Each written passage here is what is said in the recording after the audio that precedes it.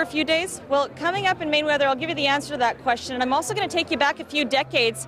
We're going to be promoting a very cool, groovy jazz band. And I'm going to be interviewing those three very, very talented, beautiful vocalists. And I'll explain why we're going to be taking you back a few decades. Gina? All right. And it looks like we could also have a pretty good Canada Day. Now, I mentioned off the top that I was going to take you back in time and I was going to introduce you to these four beautiful, beautiful girls. With me from Company B, the really funky jazz band, is Jennifer Hodge. I have Juhli Conlon and a fan brigade behind us, Shannon Scott, and Emily, who I don't have your last name, Emily Lyle. Now, you guys, I checked out your music on your website when I found out I was going to be interviewing you, and you literally catapulted me back to the 30s and 40s. And I tweeted about your band today. What kind of feedback do you hear from your audience? Because I was kind of obsessed about your music. I couldn't get off your website. Thanks. A lot of people say similar things when they hear us or come to our shows. Wow, it was like being back in another era. Or, you know, older people say, I haven't heard music like that for years and years. And yeah, a lot of people say that. They think it's authentic, but they think it's fun and accessible and fresh, maybe even still today, I hope.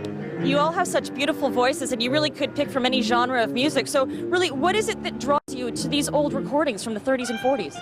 Well, I mean, the music has lasted this long, so it's got to be good. I mean, it's just timeless music. I personally love singing this music more than some of the other genres, and I find it just fits in my voice a little bit better. We were all studying jazz at Capilano University, so we sort of started down that path, and it's just the classic melodies, the fun lyrics, and just how it draws everyone in. It's just great. Tell me a bit about your jazz, your experience here at the TD International Jazz Festival, why it's so great that, you know, you're a hometown band to be a part of this hometown festival.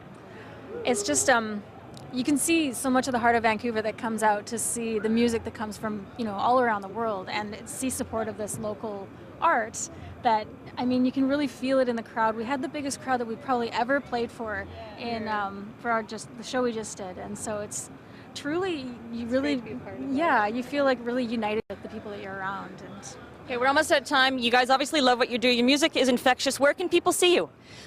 We have a couple of shows coming up later this summer. One is August 6th at the Hastings Racecourse. That's a ticketed event called Thoroughbred Day at the Races. You can look that up at the adelphiagroup.com, I believe. And we're also doing a noon-hour concert on August 16th at the CBC Plaza. And for more shows, you can go to